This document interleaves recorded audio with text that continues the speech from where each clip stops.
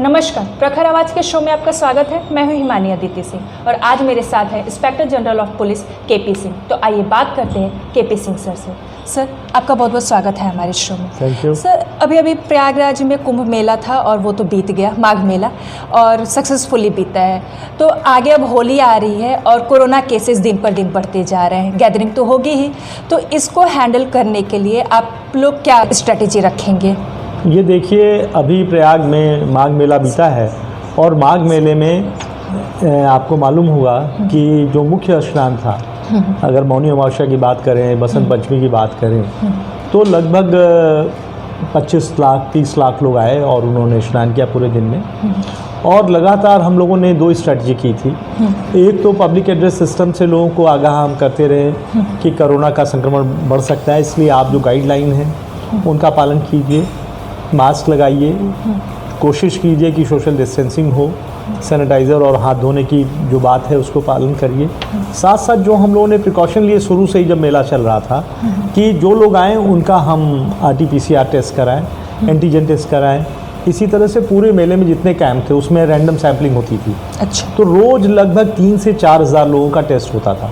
हर sector में हमारे hospitals बने थे और साथ में हमारी टास्क फोर्स थी उनके साथ, कि दोनों लोग मिलकर लोगों को रैंडम सैम्पलिंग करना, लोगों का सिम्टम्स लेना, उनके बारे में जानकारी रखना, जिससे कि ये हुआ कि कोई भी आदमी संक्रमित नहीं हुआ। और जो लोग शुरू में मिले, जैसे पुलिस फोर्स और होमगार्ड्स की बात हम करें, तो जो लोग मिले उनको हमने आइसोलेट करके उनको हॉस्पिटलाइज किया और उनके वापस उनके जनपदों में भेज दिया, जिससे हमारी फोर्सेज में भी कोई संक्रमण नहीं हुआ।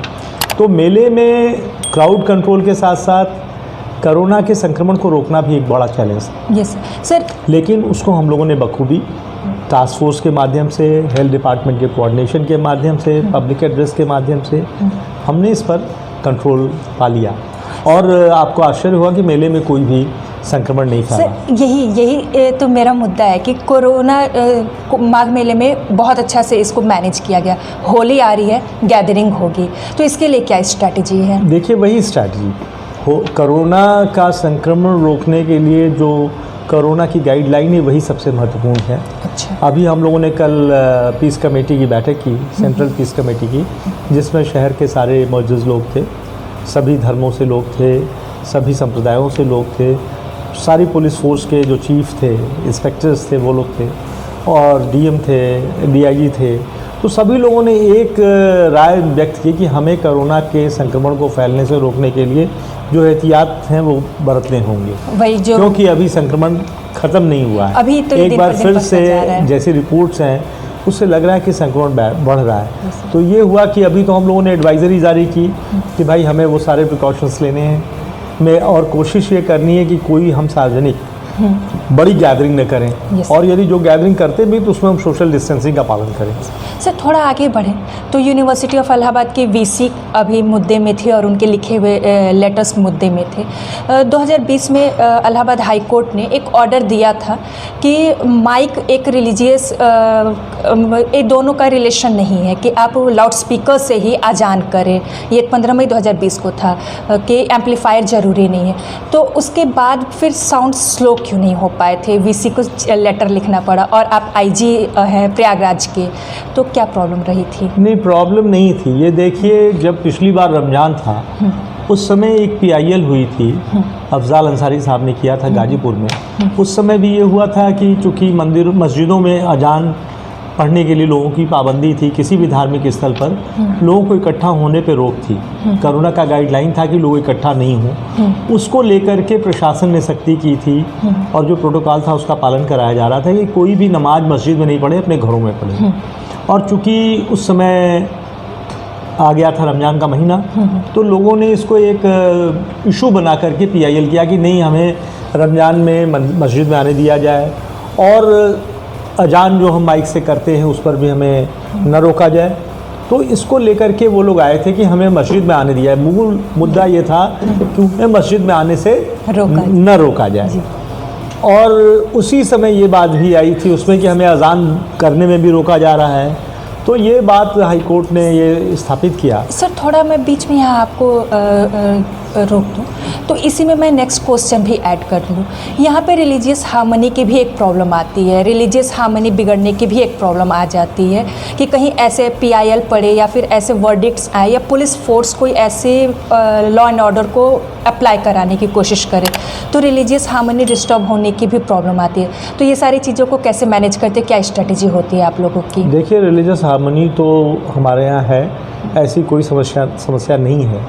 मुख्य बात ये है कि जो माननीय उच्च न्यायालय के आदेश हैं, जो कानून कहता है उसका पालन कराना पुलिस फोर्स की जिम्मेदारी है। रूल ऑफ लॉ इस्टेब्लिश करना जिम्मेदारी है।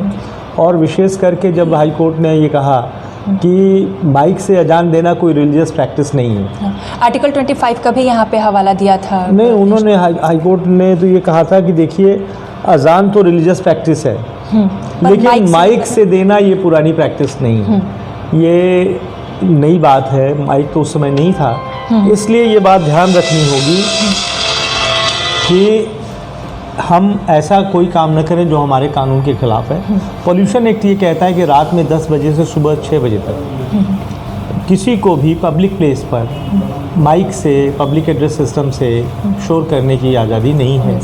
और यदि किन्हीं कारणों से ऐसा कोई आवश्यक है तो वो क्लोज प्रीमाइसेस में, हॉल में, किसी मैरिज हॉल में, किसी कंसोर्टियम में, किसी ऐसी जगह जहाँ पर कि उसके आवाज़ उसी कैंपस में रहे, तो ऐसी विशेष अनुमति में लेके किया जा सकता है। आपके ऊपर और इसीलिए जब ये, और उसमें ये भी लिखा हुआ था, मैं क्लियर कर दूं आपको, कि माननीय उच्च न्यायालय ने कहा था कि यदि कोई इस बारे में कंप्लेंट करता है तो प्रशासन को उस पर कार्रवाई करनी चाहिए। और जब ये कंप्लेंट आई, ये लेटर माननीय कुलपति महोदया का मिला, तो उस पर तत्काल हम लोगों ने निर्णय लिया कि 10 से 6 बजे के बीच में पब्लिक एड्रेस का प्रयोग नहीं होना चाहिए। अजान यदि किसी को कहनी है तो वो अपने जा कर के मस्जिद में नमाज़ पढ़े, जिसको जो करना है, लेकिन पब्लिक एड्रेस सिस्टम के माध्यम से ये आवाज़ नहीं होनी चाहिए। सर, आपके ऊपर कोई रिलीजियस प्रेशर नहीं आया? नहीं, इसको लेकर के लोगों ने वेलकम किया और लोगों ने ये कहा कि ये बात सही है, जो हमारे देश का कानून है उसको हम पालन करेंगे। और सभी जो भी हमारी मस्जिदें थीं, वहाँ के इमामों से बात हुई है। हमने अपने सारे रेंज के SP से को पत्र लिखा है, DM को, और ये बात लोगों ने स्वेच्छा से स्वीकार की है कि हम 10 से सुबह 6 बजे तक पब्लिक एड्रेस के माध्यम से हम अजान नहीं करेंगे। सर, और ये देखा भी जा रहा है, लोगों को समझाया जा रहा है कि देखिए, कानून की स्थिति है, आप कानून का पालन कीजिए, और जो कानून का पालन नहीं करेगा तो उसके खिलाफ जो विधिक कार्रवाई है वो भी की जाएगी। लेकिन सभी लोगों ने स्वेच्छा से इस बात को स्वीकार किया है। ये बहुत ही अच्छी, जो आप रिलीजियस हार्मनी की बात कर रही हैं, ये हमारी परंपरा है और इसको सारे लोग इसको पालन भी करते हैं। एग्जाम्पल है रिलीजियस हार्मनी की। सर, थोड़ा आगे बढ़े, कस्टोडियल डेथ की बात करते हैं। और तमिलनाडु में जब एक बार कस्टोडियल डेथ हुआ, अभी पिछले साल हुआ था, तब से काफ़ी ज़्यादा न्यूज़ में है। एक डेटा मैं देख रही थी, तो उस डेटा के हिसाब से हर रोज़ इंडिया में 5 कस्टडी में डेथ होते हैं। और आप उत्तर प्रदेश में हैं, तो इसलिए उत्तर प्रदेश का भी मैं जिक्र कर दूं, हर रोज़ उत्तर प्रदेश में 14 कस्टोडियल डेथ्स होते हैं। तो ऐसे में पुलिस पब्लिक रिलेशन कैसे बन पाएगा? ये गलत बात है। अभी आपने कहा कि पूरे देश में 5 कस्टोडियल डेथ होती है, अब 14 नहीं, यूपी में आप कह रही हैं। सर, मैं क्लियर कर नहीं, तो 14 ये गलत बात है, ये आपका डाटा रॉन्ग है। ये कहीं भी यूपी में custodial death rare of the rarest होता है, साल में शायद 1 या 2, क्योंकि अब कस्टोडियल डेथ को लेकर के कानून बहुत ही सख्त है। लोगों का जो मिजाज है वो भी खिलाफ है, तो इसलिए पुलिस कस्टोडियल डेथ एक तरह के दुर्घटनाएं हैं। अच्छा। कुछ घटनाएं तो ऐसी होती हैं, लोग पब्लिक के लोग खुद ही आपस में मारपीट करके उसको ले आते हैं थाने। अच्छा। और थाने पे ले आते हैं, उसकी हालत ख़राब रहती है और मान लीजिए रास्ते में बंद उसकी डेथ हुई तो उसको कस्टोडियल डेथ का रूप दिया जाता है। या ऐसी घटनाएं होती हैं कि वो पहले से इंजर्ड है और हम उसको लेके जा रहे हैं हमारी कस्टडी में, चूँकि कोई छोड़ देता है तो पुलिस लेके जाती है उसको हॉस्पिटल, और रास्ते में उसकी तबीयत खराब हो, उसकी डेथ हो गई, यानी ये कोइंसिडेंट्स होते हैं। हाँ, और इस तरह का custodial उसको डेथ का रूप दिया जाता है। Okay sir. लेकिन कानून बहुत सख्त है, हमारे डिपार्टमेंट की गाइडलाइन भी बहुत सख्त है कि जो भी कस्टोडियल डेथ होगी उसमें कार्रवाई की जाएगी। और यदि किसी की लापरवाही और किसी का इसमें इंटेंशनल कोई कार्रवाई करेगा तो उसके खिलाफ 302 का मुकदमा कायम होगा। इसलिए कस्टोडियल डेथ की घटनाएं यूपी में बहुत कम हुई हैं, लोग, हमारी पुलिस फोर्सेज संवेदनशील हुई हैं, तो हम लोग इस पर नियंत्रण हम लोग का है। खुद हम लोग चाहते हैं कि ऐसी घटनाएं न हों। ये एक तरह से पुलिस पर एक बड़ा प्रश्न चिन्ह भी होता है। Yes sir. तो लोग अब इस बात को स्वीकार कर रहे हैं कि नहीं, ये चीज़ें स्वीकार स्वीकार योग्य नहीं है। सर, ये सवाल मैं आपसे इसीलिए पूछी क्योंकि यूनाइटेड नेशंस ने अभी उत्तर प्रदेश पुलिस को सम्मानित किया है अच्छे लॉ एंड ऑर्डर के लिए, तो उसके बाद ऐसे क्वेश्चन मार्क उठने पुलिस पे थोड़ा सही नहीं होते। सर, थोड़ा आगे मैं बढ़ूँ, विद्यार्थियों के ये सवाल हैं।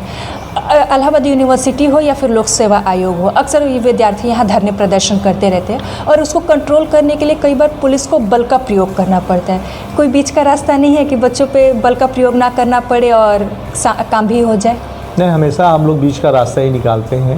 हम लोग हमेशा, हमारी कोशिश रहती है कि यदि यूनिवर्सिटी के बच्चे हैं तो हम यूनिवर्सिटी प्रशासन से बात करते हैं और ये कोशिश करते हैं कि यूनिवर्सिटी प्रशासन और बच्चे जो स्टूडेंट्स हैं, जो स्टूडेंट यूनियन के लोग हैं, वो आपस में बैठ करके अपने मसले निपटा लें। लेकिन कभी कभार कोई ऐसी बात होती है, कुछ ऐसे लोग जो वायलेंस का सहारा लेते हैं, तो उनके खिलाफ जो लीगल कार्रवाई है, जो हमारी लिमिट है, उसमें हम कार्रवाई करते हैं। तब भी हम कोशिश करते हैं कि हम इन चीज़ों को अवॉइड करें।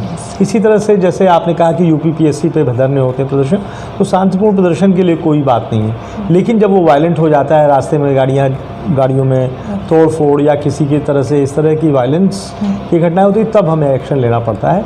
लेकिन हमारा पूरा प्रयास होता है कि संवाद से, बातचीत से, मीडिएशन से समस्या का हल निकल जाए। सर, ये सवाल विद्यार्थियों का था। ये विद्यार्थी बहुत ही संवेदनशील ग्रुप है और बड़ा ग्रुप है। हम लोग भी विद्यार्थी रहे, तो हम विद्यार्थियों की भावनाओं को समझते हैं। सर, थोड़ा आगे बढ़े, पॉलिटिकल और पुलिस के रिलेशनशिप पे मैं बात करना चाहूँगी। अभी महाराष्ट्र में परमवीर सिंह का केस चल रहा है, बंगाल में वही काम चल रहा है। जब से ममता बनर्जी को चोट लगी है तब से पुलिस पे और लॉ एंड ऑर्डर सभी चीज़ों पे, तो क्या ऐसा होता है कि पॉलिटिकल प्रेशर पुलिस पे काफ़ी ज़्यादा होती है सत्ता के साथ? नहीं, ऐसा तो मुझे नहीं लगता।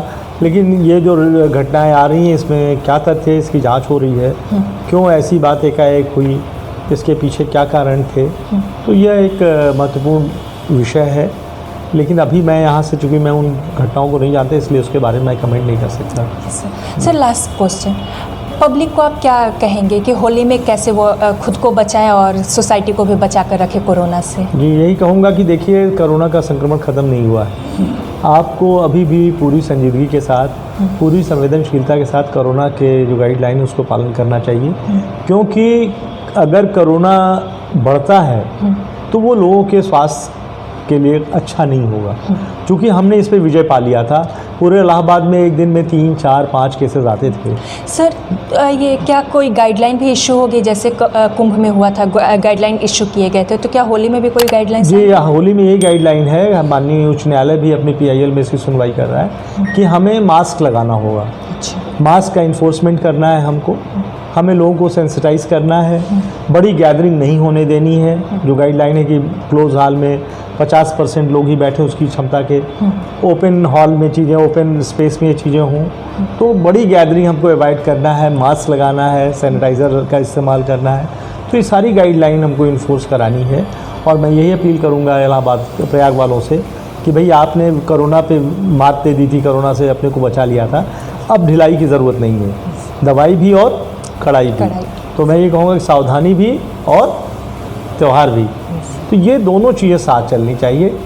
इसलिए मैं आपसे के माध्यम से ये अपील करूँगा कि लोग सावधानी बरतें, लापरवाह न हों। संक्रमण अभी गया नहीं है। जी, धन्यवाद। सर, आपने अपने बिजी शेड्यूल में से हमें समय दिया, इसके लिए आपको बहुत बहुत धन्यवाद। Thank you. तो आप थे IG KP Singh sir. KP Singh ने पब्लिक से यह रिक्वेस्ट किया कि होली में भी पुलिस गाइडलाइंस का और हाईकोर्ट के द्वारा दिए गए सारे गाइडलाइंस का फॉलो करें। इसी के साथ ही तमाम पुलिस से जुड़े मुद्दों पर बातें की। तो इसी तरह के जनप्रतिनिधियों के विचारों को जानने के लिए बने रहे हमारे साथ। तब तक दीजिए इजाज़त। धन्यवाद।